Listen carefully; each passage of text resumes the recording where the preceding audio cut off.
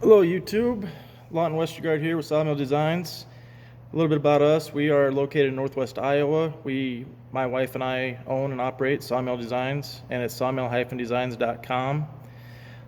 We do everything from start to finish. You can bring me a log. I do custom milling. We specialize in custom furniture, but most of the stuff between me doing custom, I make and I supply and put in our shop, our storefront, I should say. But today I'm going to talk about Shop Saber, good or bad. This is my experience. Now, this is probably one out of maybe 100 chance that this happened to me, but naturally this kind of things happen to me. But about 4 or 5 months ago, we went to Shop Saber, had a shop tour, ordered our RC8, and it was going to take a couple months, which we are in Clay County Fair in Spencer, Iowa. And come to find out, we weren't going to have it in time for the fair to do a bunch of stuff that we like to do for the fair. No problem. We still have a big fair exhibit we put up. But we got our Shop Saber probably 2 months after we ordered it. Well, COVID and all that stuff going on, everything was just behind schedule with everything in the world. So got the Shop Saber CNC, put the telehandler, put it up here on our mezzanine, because my shop's full with everything we got. My custom planer down there does 6 by 18 foot, and then we have to use our garage/shop for everything else that we do in the shop here. And we're also farmers, so we have to have shop space to pull equipment in to fix that if we have to. So anyways, we got the Shop Saber, put it up here, ran a really easy project or easy file for this thing to cut, and right away we noticed it was jogging. It wasn't quite staying on where it should have been from the second pass or third pass and so on. And called Shop Saber. Their tech service is great. I'll give them that. You can usually get a hold of somebody. Ben at Shop Saber is the most knowledgeable to talk to you about any problems they have with their machines.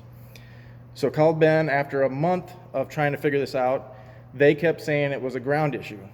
It was a ground issue in my shop. Well, everything else works fine in here.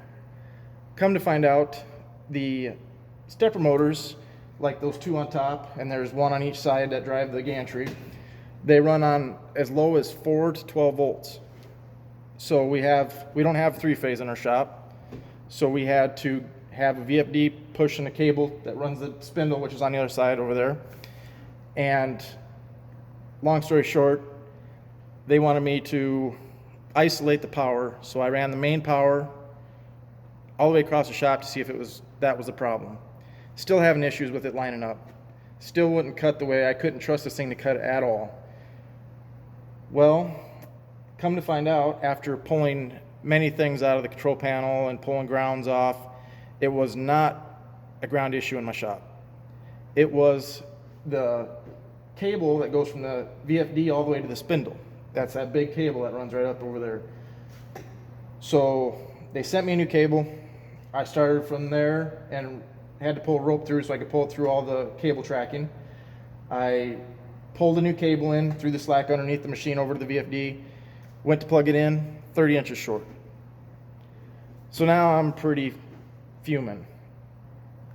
I call him again. I said, you shorted me 30 inches on this cable. Can you please send me another one ASAP? A week went by, I haven't seen it, called them again. They supposedly sent it out. A week later, I called them again, so 2 weeks went by.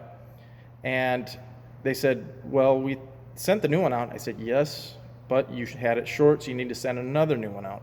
So they sent another new one out, got that, plugged everything in, everything worked great. In the meanwhile, when that problems were having, I was doing all this research, calling EMI filter people.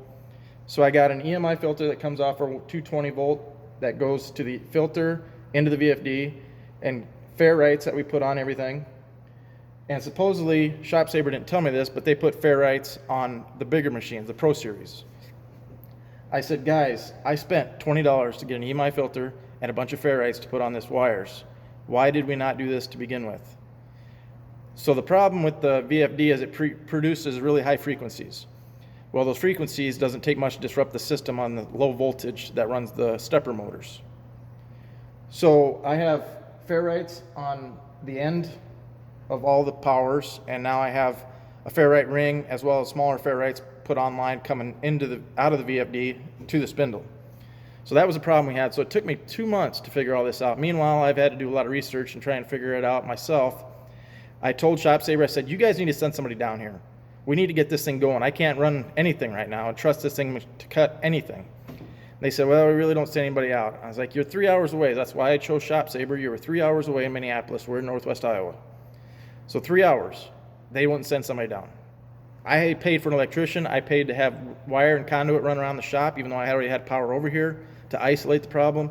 So I spent probably $1,000 worth of stuff to try and figure it out, and it still didn't change it. It was still on their end, and they said it's a fluke that happened. Well, it happened to me. So we got it fixed. We've been running. All in all, I think Shop Saber is a really good company. The tech service is there. If you need parts, they will overnight you and get it instantly, except for losing translation of shipping a new cable out that they already thought they shipped out. I can understand how that can happen. That's just how it goes, I guess. But Shop Saber in general, we are very happy with it after we get it going, and now we're cutting a lot of things. But I guess that's just how it goes. So I was going to show you some of the stuff we've been doing. We got, of course, I can't sell the Iowa State and Broncos because that'd be copyright infringements, so I make it for friends and family for Christmas gifts. There's a sign there for an aunt of my wife's, a double L lit sign that the CNC actually did cut. So we do a lot of custom stuff, and that's what we specialize in, is custom. I've done everything from tables. People bring me a log, I make a table for them. I can cut all the way to 68 inches wide in one single log. We have kiln services. I can plane, like I said, 6 by 18 foot. We pretty much is a one-stop shop. So if you guys have any questions, let us know. Thank you for watching.